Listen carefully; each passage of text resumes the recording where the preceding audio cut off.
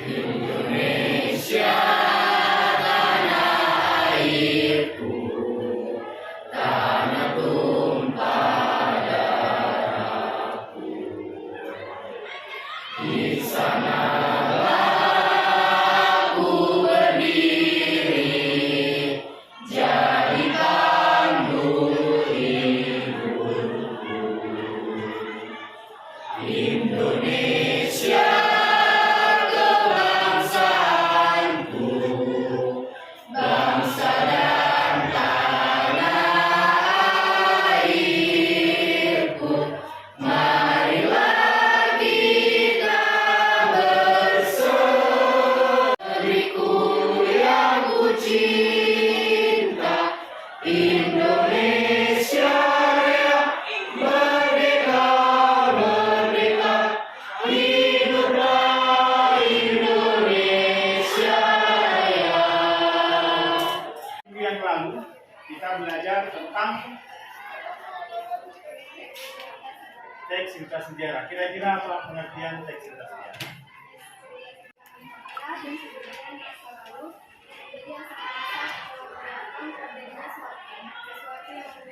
Iya, bagus ya. Materi yang lalu sudah kita pelajari. Ya, sama. Ya, ada berapa fungsinya? Yang pertama, ya. Yang kedua,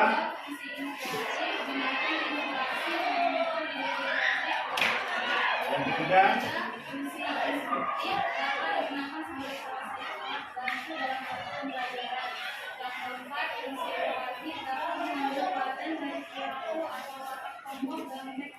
iya. Yang kedua, peristiwa. Yang ketiga, menuju konflik. Yang keempat, Udah konflik, Pak. yang pertama, peristiwa. Pengucapan peristiwa, Yang ketiga, menuju konflik, yang keempat, puncak konflik, yang kelima. resolusi. Ya, berarti ada 6 struktur teks. Ya, teks manggil itu merupakan teks sejarah. Silakan kamu baca selama 10 menit. Kemudian identifikasi yang 6 tadi. Ada nggak? Apakah di paragraf 1, 2, 3 dan selanjutnya? Silakan Bapak beri waktu 10 menit. Setelah itu nanti dengan temannya mempresentasikan hasil diskusinya. Silakan Bapak tunggu selama 10 menit. Ya, baik.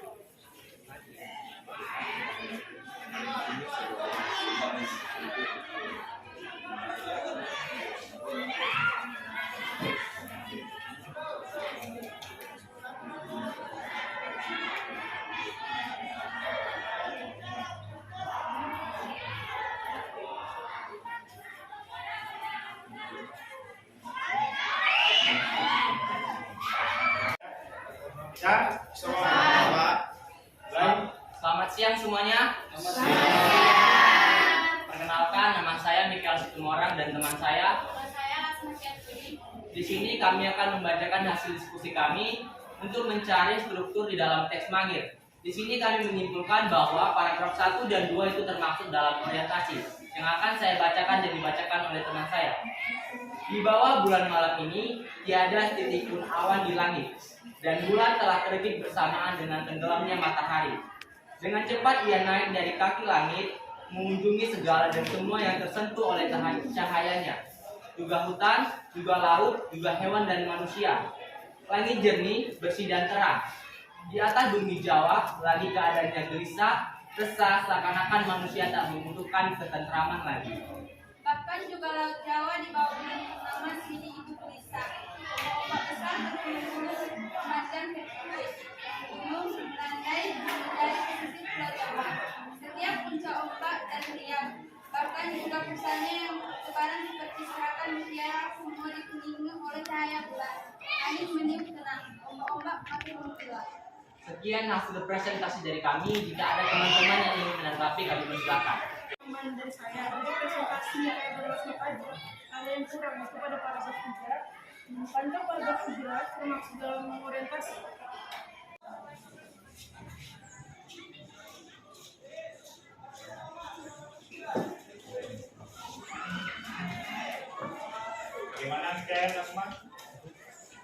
Terima.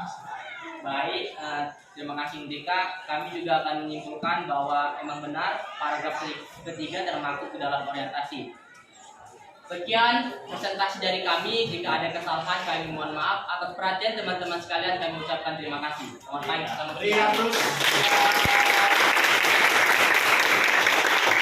Izinkan kami memperkenalkan diri sebelum mulai presentasi kami. Perkenalkan, nama saya Rahmat Hidayat Nasution dan teman saya Patricia Erwin. Di sini kami akan mempresentasikan hasil diskusi kami, yaitu struktur pengungkapan peristiwa di teks mangir yang akan dibacakan oleh teman saya. Sang Pati berhenti di tengah-tengah pendopo, dekat pada Danau Sewu, menegur. Dingin-dingin begini, anak Anda datang. Pasti ada sesuatu keluar biasaan mendekat sini anak Anda. Dan Patra Gading berjalan mendekat dengan lututnya sambil mengangkat sembah, merebahkan diri pada kaki sang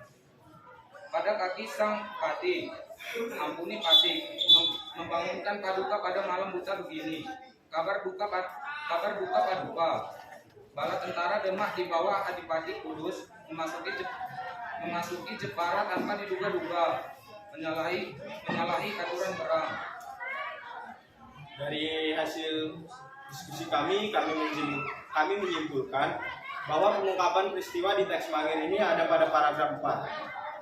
Mungkin itu saja dari hasil diskusi kami. Apakah ada yang menanggapi?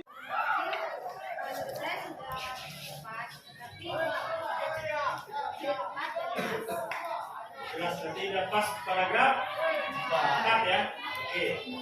Ya kan? Terima kasih atas tanggapan kalian semua. Demikianlah hasil presentasi kami. Kami mohon maaf bila ada kesalahan. Terus kami sudahi dengan selamat siang.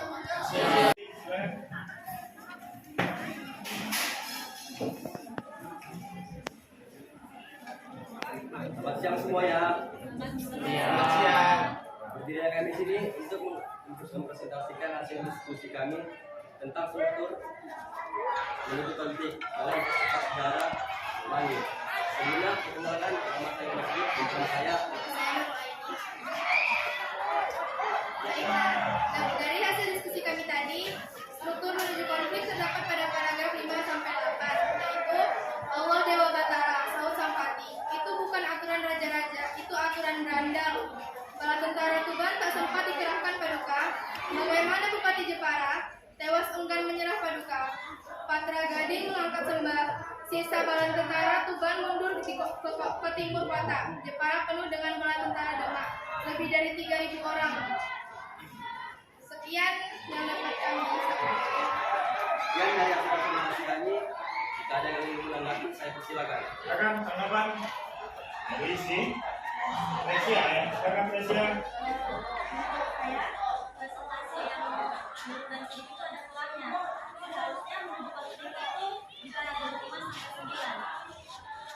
Baik, untuk tanggapan yang dari saya berikan, mohon di waktu kami berdiskusi. Silakan. Maka perlu ditambahkan atau cukup paragraf 5 sampai 8 saja.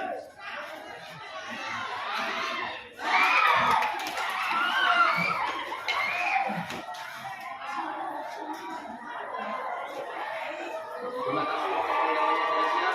Dapat kami simpulkan bahwa pada paragraf 9 juga termasuk menuju konflik.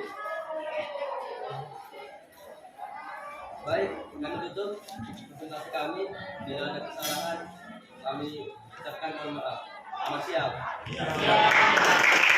Jadi apa yang disampaikan dulu dan Sidik masih ada kurang satu paragraf lagi menurut si Tresia tadi ya, di paragraf ke 9 ya. Oke, tambahkan nanti ya. Ya. Baik, selanjutnya untuk yang keempat, puncak konflik atau klimaks, silakan. Siapa yang maju? Ya, Husnul dan Julika. Assalamualaikum warahmatullahi wabarakatuh dan selamat siang semuanya. Demikian kami perkenalkan diri kami terdahulu. Pertama-tama, nama saya Kusut Sastra. Nama saya Nurika Aulia. Sini berdua akan mengulik sedikit tentang paragraf yang mengenai puncak dari konflik. Akan dibaca oleh Nurika. Dari teks sejarah Mangir, puncak konflik terdapat pada paragraf 10, yaitu disambar petirlah dia, paling seakan batu-batu itu bagian dari dirinya sendiri. Benda Jepit, semua pernahat dan semua dewa di kahyangan ditutup dia oleh Batara Kala. Tiba-tiba suaranya turun menyindah-nyindah. Apalagi artinya pengertian? Aku pergi, jangan dicari, tak perlu dicari perahu. Itulah hasil dari diskusi kami. Bila ada tambahan atau saran dipersilakan. Silakan. Iya. Jamir. Hasil dari presentasi Kusnul dan Nurika bahwa paragraf 11 merupakan puncak konflik. Tidak ada yang kurang ya? Iya. Iya. Silakan. Ya, Jamir benar. Antara paragraf 10 dan 11 itu merupakan puncak dari konflik. Terima kasih kepada Jamir telah menambahkan hasil diskusi kami. Dan saya tutup dengan wabillahi taufiq wal hidayah. Assalamualaikum warahmatullahi wabarakatuh. Selamat siang semuanya. Selamat siang. Diskusi. Giliran siapa? Ika dan Isi. Silakan.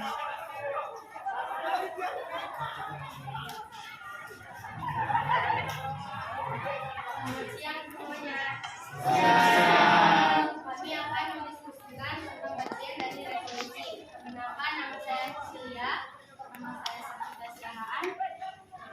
Resolusi terdapat di paragraf 12, yaitu mula-mula pertikaian berkisaran pada kelakuan Mengkono yang begitu sampai hati membunuh abangnya sendiri. Kemudian diperbuat oleh sikapnya yang polos terhadap peristiwa Pakuan. Mengapa Sultan tak juga menyatakan sikap menentang usaha Portugis yang sudah mulai melakukan perdagangan ke Jawa? Sikap itu semakin dihukum semakin datang. Para musafir yang sudah tak dapat menahan hati lagi telah bermusyawarah dan membentuk keputusan untuk menghadap Sultan. Mereka ditolak dengan alasan apa yang terjadi di Pajajaran tak punya sangkut paut dengan Demak dan musafir. Baiklah, apakah ada yang ingin menanggapi? Menurut saya ada pertama yaitu resolusi paragraf 12 dan 13 bukan hanya paragraf 12 saja. Baiklah, terima kasih atas tanggapannya. Berikan kami sedikit waktu untuk berdiskusi. Paragraf yang disebut oleh si CC dan Sartika tadi, paragraf 12 saja.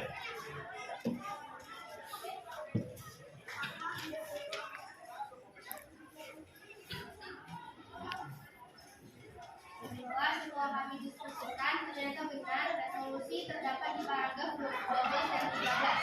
Untuk Joy, kami ucapkan terima kasih karena telah mengingatkan kami. Mungkin itu saja yang dapat kami sampaikan untuk diskusi kami. Salah dan kurangnya kami mohon maaf. Kami ucapkan terima kasih. Selamat siang.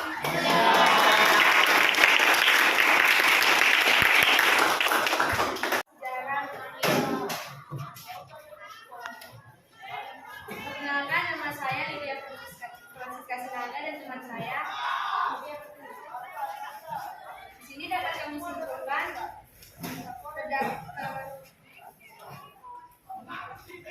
paragraf 14 sampai 16 itu adalah koda yang berisi orang menarik kesimpulan dari perkembangan terakhir antara anak Mendikbud tak akan ada perdamaian lagi.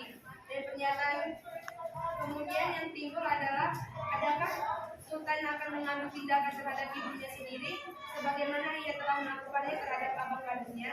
Pangeran sedang repot. Orang menuduh dan menuduh dengan perasaan prihatin terhadap keselamatan. Sultan menuduh tak mengambil sesuatu tindakan dengan dia.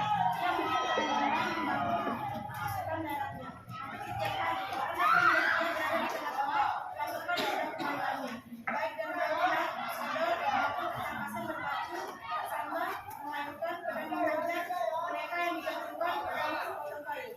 Ia sendiri itu dalam latihan-latihan ini. Dan dalam salah satu kesempatan semacam ini, karena ia berkata secara terbuka, tak ada yang lebih aku daripada pasukan muda. Lihat, kaulah semua. Dan para perwira pasukan muda pada kedatangan dan menangkapnya, semua di atas kuda masing-masing. Baiklah, demikian diskusi kami. Ada yang ingin menanggapi? Silakan. Oke. Pada teks pada paragraf ke-17 yaitu itu termasuk koda, tapi kamu tidak membacanya. Saya membacakan tersebut. Baik, untuk tanggapannya berikan kami untuk waktu untuk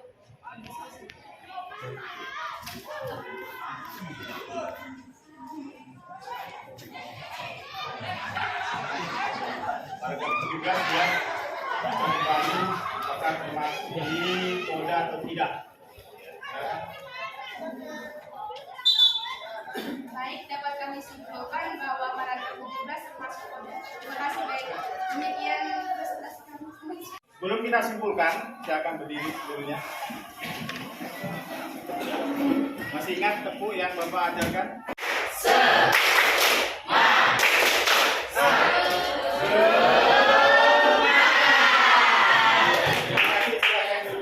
Sejarah Mahir terdiri dari 17 orientasi, letaknya di bagian 1, 2,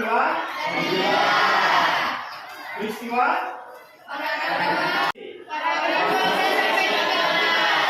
baik koda. Terima kasih, berarti sudah paham. Kemudian silakan refleksikan pembelajaran pada hari ini. Jadi dari hasil yang kita pelajari pada Ya, kelas yang itu pertama. pertama, orientasi atau pengenalan situasi cerita. Dalam bagian ini pengarang memperkenalkan setting cerita baik waktu, tempat maupun peristiwa. Selain itu, orientasi juga dapat disajikan dengan mengenalkan para tokoh, menata adegan dan hubungan antar tokoh. Kedua, pengungkapan peristiwa. Dalam bagian ini disajikan peristiwa awal yang menimbulkan berbagai masalah, pertentangan ataupun kesukaran bagi para tokohnya. Yang ketiga, menuju konflik atau rising action. Terjadi peningkatan perhatian, kegembiraan, kehebohan, ataupun keterlibatan berbagai situasi yang menyebabkan bertambahnya kesukaran tokoh. Keempat, puncak konflik atau turning point atau komplikasi.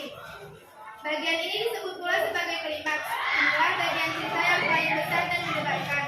Pada bagian ini pula ditentukannya perubahan nasib beberapa tokoh. Misalnya, apakah dia kemudian berhasil menyelesaikan masalahnya atau gagal. Yang kelima, penyelesaian atau evaluasi resolusi. Sebagai akhir cerita, pada bagian ini berisi penjelasan ataupun penilaian tentang sikap ataupun nasib-nasib yang dialami tokohnya setelah mengalami peristiwa puncak itu. Yang keenam, koda. Bagian ini berupa komentar terhadap keseluruhan isi cerita yang fungsinya sebagai penutup. Iya, berarti ada 6 struktur dalam teks Cerita sejarah. Jadi yang pertama, Orientasi. kedua, Pengungkapan peristiwa. ketiga, Menuju konflik. keempat, Puncak konflik. lima, Resolusi. Koda. terima kasih, tepukan untuk kita semua. Dan pembelajaran kita pada siang hari ini, minggu depan kita akan membahas tentang nilai-nilai yang terkandung dalam teks sejarah. Ya, silakan Jamil.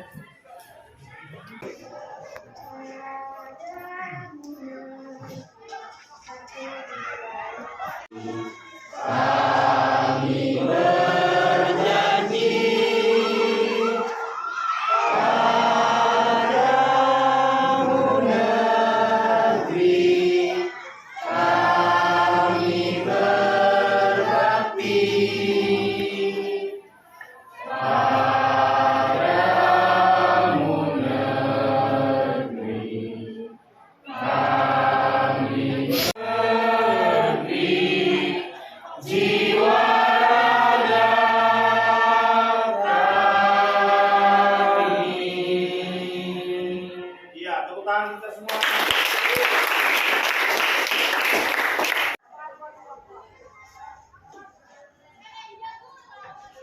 Berdoa selesai.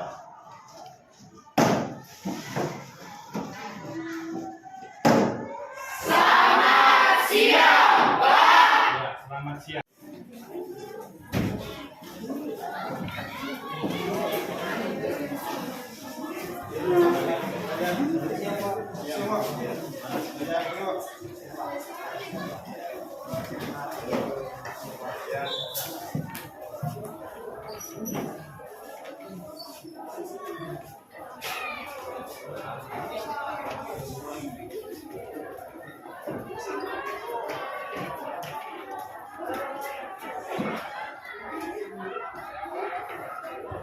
Baik, Pak.